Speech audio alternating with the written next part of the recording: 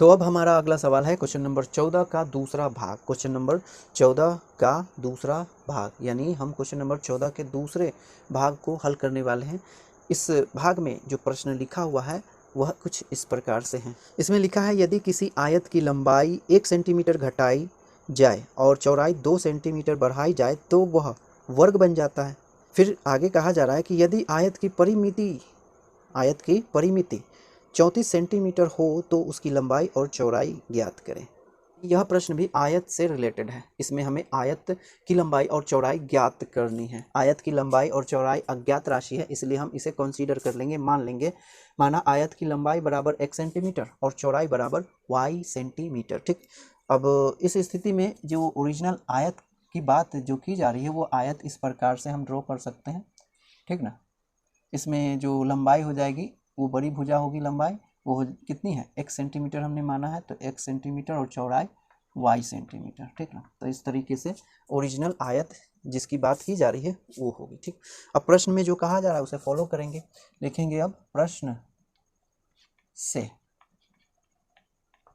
अब प्रश्न के पहले कथन के द्वारा बताया जा रहा है कि इस ओरिजिनल आयत की लंबाई 1 सेंटीमीटर घटा दी जाए और चौड़ाई 2 सेंटीमीटर बढ़ा दी जाए तो यह एक वर्ग बन जाता है। यानी ये जो आयत है ओरिजिनल, इसमें से क्या करना है कि 1 सेंटीमीटर घटा देना है, पर जो नया आयत बन जाएगा वो कुछ इस प्रकार से हो जाएगा। ठीक ना, इस प्रकार से हो जाएगा अब नया। ठीक ना, जिसमें पहले की तुलना में जो लंबाई होगी वो कितनी होगी, 1 सेंटीमीटर कम, यानी पहले थी x, अब हो जाएगी x माइनस 1 सेंटीमीटर।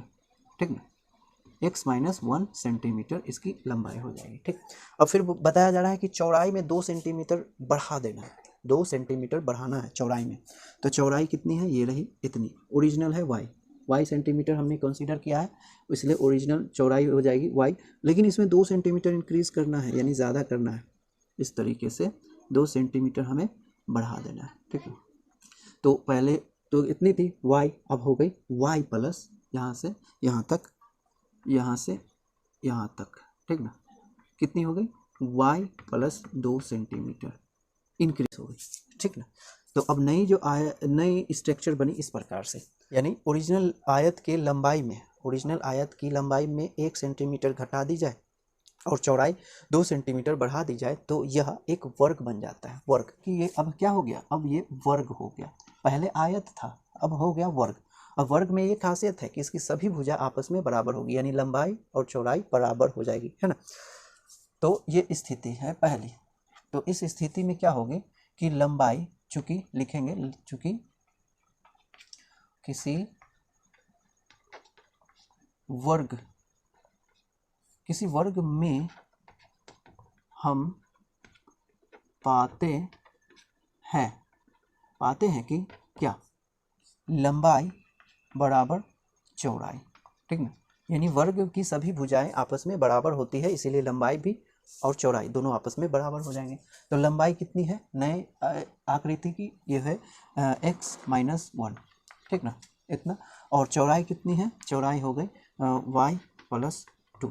ठीक, तो ये हो गई, है ना। तो पहले कथन को हम इस प्रकार से व्यक्त कर सकते हैं। अब इसे मॉडिफाई करेंगे तो लिखेंगे x माइनस 1 और बराबर में y प्लस 2, इसे हम इस पक्ष में ले आएंगे और अचर को उस पक्ष में ले जाएंगे। तो यह x और ये माइनस y बराबर में, ये 2 पहले से है, एक और जुड़ जाएगा तो हो जाएगा 3। तो ये हो जाएगा समीकरण 1।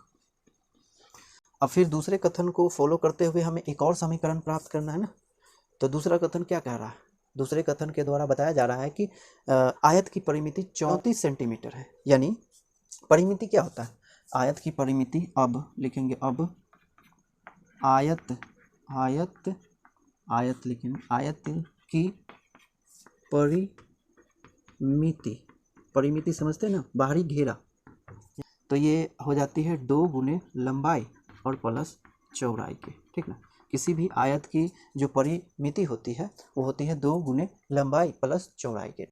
अब इसके बारे में बताया जा रहा है कि ये जो परिमिति है इसकी वो है कितनी, वह बताई जा रही है कितनी है, 34 सेंटीमीटर, यानी सेंटीमीटर को हम बाद में लिख सकते हैं, ये हो गई 34 सेंटीमीटर, ठीक ना। तो दूसरे कथन को हम इस तरीके से व्यक्त कर सकते हैं। अब लिखेंगे ये दोनों को आपस में बराबर करके लिखेंगे, ठीक ना। तो ये हो गई 2 इंटू लंबाई, लंबाई कितनी है, ओरिजिनल आयत की बात है, ये जो परिमिति है ओरिजिनल आयत की परिमिति है, इसीलिए हम ओरिजिनल आयत की लंबाई और चौड़ाई को कंसीडर करेंगे। तो ओरिजिनल आयत की लंबाई हो जाएगी x और प्लस चौड़ाई हो जाएगी y, बराबर में लिखेंगे कितना 34, इस प्रकार से, सॉरी 34 है। अब हम क्या करेंगे कि दोनों पक्ष में 2 से भाग कर देंगे, ठीक ना। तो ये 2 एकम 2 और ये 17 दूना 34 हो जाएगा, ठीक ना। तो यहाँ बच गया x प्लस वाई, अब बराबर में कितना 17, ठीक ना। तो इसे हम कह लेंगे समीकरण 2, ठीक। तो समीकरण 1 ये है x माइनस वाई बराबर में 3, और दूसरा समीकरण है x प्लस वाई बराबर में 17, ठीक। आप इतना नोट करो। अब दोनों समीकरण को हम इस प्रकार से लिख लेंगे। अब इसे सॉल्व करना है लुप्तीकरण विधि से, यहाँ पर लुप्तीकरण विधि से इन दोनों को सॉल्व किया जाएगा और x तथा y का वैल्यू फाइंड करेंगे, ठीक ना। तो लुप्तीकरण विधि से इसे सॉल्व करते हैं, लिखेंगे समीकरण 1 प्लस समीकरण 2। यहाँ लुप्तीकरण विधि में पता है ना क्या किया जाता है, लुप्तीकरण विधि में एक चर को, क्योंकि समीकरण में 2 चर हैं, इसलिए एक चर को गायब करना है, यानी लुप्त करना है। और लुप्त करने के लिए हम यहाँ पे क्या करेंगे, दोनों समीकरण को जोड़ देंगे। इससे फायदा क्या होगा, इससे फायदा ये होगा कि जो चर समान गुणांक के साथ और असमान चिन्ह के साथ हैं वे आपस में लुप्त हो जाएंगे, गायब हो जाएंगे, एक दूसरे को कैंसिल कर देंगे, ठीक ना। तो लिखेंगे इस तरीके से, ये रहा पहले समीकरण को और दूसरे समीकरण को जोड़ना है। तो इन दोनों को जोड़ेंगे तो ये हो जाएगा 2x, फिर इन दोनों को जोड़ेंगे तो एक प्लस है एक माइनस है, तो रिजल्ट में क्या आ जाएगा 0, है ना। माइनस प्लस समान है ना, ये एक प्लस वाई है और ये एक माइनस वाई है, तो दोनों का रिजल्ट कुल मिला करके 0 होगा ना। अब इन दोनों को जोड़ेंगे तो हो जाएगा 20, समझ में आ रहा ना। देखिए 2x प्लस सॉरी बराबर 0 का तो अस्तित्व खत्म, है ना। तो ये हो गया कितना 20, दोनों पक्ष में आप 2 से डिवाइड करेंगे तो ये 2 एकम 2 बच गया, यहाँ पर x बराबर में कितना 20 दाई 2 दाई 20 होता है, ठीक ना। तो 10 आ जाएगा आंसर, तो हो जाएगा x बराबर कितना 10। अब y वैल्यू चाहिए ना, y का वैल्यू यहाँ से निकाल लेंगे। अब समीकरण 1 से ही निकाल लेते हैं, 1 में x बराबर 10 रखने पर, ठीक ना। समीकरण 1 है कितना, वो है x माइनस वाई बराबर में है 3, या x को रिप्लेस करना है कितना से 7 से, तो यहाँ पर लिखेंगे 7 माइनस वाई बराबर में 3, या इसे उस पक्ष में ले जाएंगे, यहाँ बचेगा माइनस वाई, बचेगा 3 माइनस 10, या माइनस वाई बराबर में माइनस 7, माइनस से माइनस कैंसिल, बचेगा वाई बराबर में 7, इसीलिए वाई का वैल्यू हो गया कितना 7 हो गया, ठीक। तो y का वैल्यू मिल गया, x का वैल्यू मिल गया, इसीलिए लंबाई और चौड़ाई लिखेंगे। अतः यहाँ पे लिख लेते हैं, अतः लंबाई कितनी हो गई आयत की, लंबाई हो गई x सेंटीमीटर, और x की जगह पर कितना रखना है 10, तो हो गया कितना 10 सेंटीमीटर, ठीक।